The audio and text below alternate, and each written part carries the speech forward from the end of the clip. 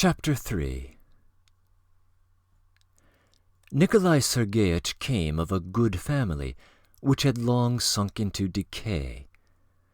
But he was left at his parents' death with a fair estate with 150 serfs on it. At 20 he went into the Hussars.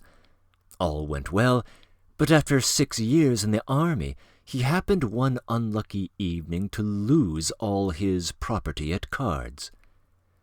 He did not sleep all night. The next evening he appeared at the card table and staked his horse, his last possession.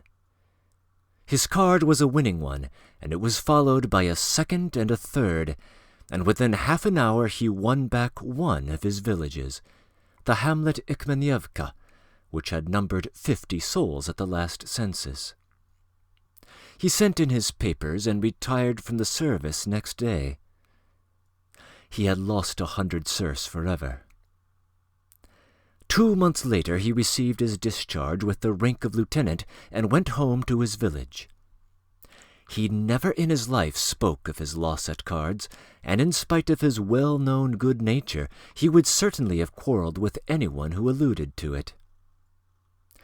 In the country he applied himself industriously to looking after his land, and at 35 he married a poor girl of good family, Anna Andreevna Shumilov, who was absolutely without dowry, though she had received an education in a high-class school kept by a French émigré called Montreveche, a privilege upon which Anna Andreevna prided herself all her life, although no one was ever able to discover exactly of what that education had consisted. Nikolai Sergei was an excellent farmer. The neighboring landowners learned to manage their estates from him. A few years had passed when suddenly a landowner, Prince Pyotr Alexandrovich Falkowski, came from Petersburg to the neighboring estate, Vasilyevskoe, the village of which had a population of 900 serfs. His arrival made a great stir in the whole neighborhood. The prince was still young, though not in his first youth. He was of good rank in the service, had important connections and a fortune, was a handsome man and a widower, a fact of particular interest to all the girls and ladies in the neighborhood. People talked of the brilliant reception given him by the governor, to whom he was in some way related, of how he had turned the heads of all the ladies by his gallantries, and so on and so on.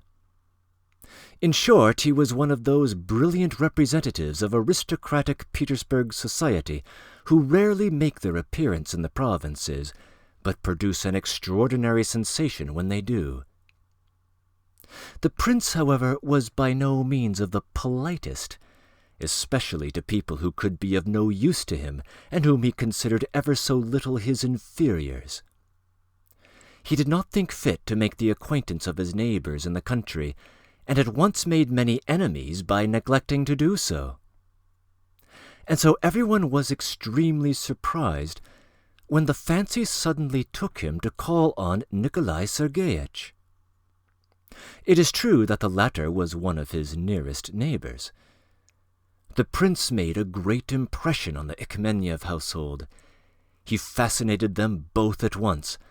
Anna Andreevna was particularly enthusiastic about him. In a short time he was on intimate terms with them, went there every day and invited them to his house.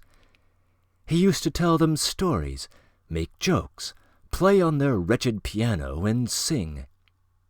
The Ikmenievs were never tired of wondering how so good and charming a man could be called a proud, stuck-up, cold egoist, as all the neighbors with one voice declared him to be. One must suppose that the prince really liked Nikolai Sergeyich, who was a simple-hearted, straightforward, disinterested, and generous man. But all was soon explained. The prince had come to Vasilyevskoe especially to get rid of his steward, a prodigal German who was a conceited man and an expert agriculturalist, endowed with venerable gray hair, spectacles, and a hooked nose, Yet in spite of these advantages, he robbed the prince without shame or measure, and what was worse, tormented several peasants to death. At last Ivan Karlovich was caught in his misdeeds and exposed, was deeply offended, talked a great deal about German honesty, but in spite of all this was dismissed, and even with some ignominy. The prince needed a steward, and his choice fell on Nikolai Sergei, who was an excellent manager and a man of whose honesty there could be no possible doubt. The prince seemed particularly anxious that Nikolai Sergei should of his own accord propose to take the post. But this did not come off, and one fine morning the prince made the proposition himself in the form of a very friendly and humble request. Nikolai Sergei at first refused, but the liberal salary attracted Anna Andreevna, and the redoubled cordiality of the prince overcame any hesitation he still felt. The prince attained his aim. One may presume that he was skillful in judging character. During his brief acquaintance with Ichmeniev, he soon perceived the kind of man he had to deal with, and realized that he must be won in a warm and friendly way, that his heart must be conquered, and that without that money would do little with him. Falkowski needed a steward whom he could trust blindly forever, that he might never need to visit Vasilyevskoe again, and this was just what he was reckoning on. The fascination he exercised over Nikolai Sergei was so strong that the latter genuinely believed in his friendship.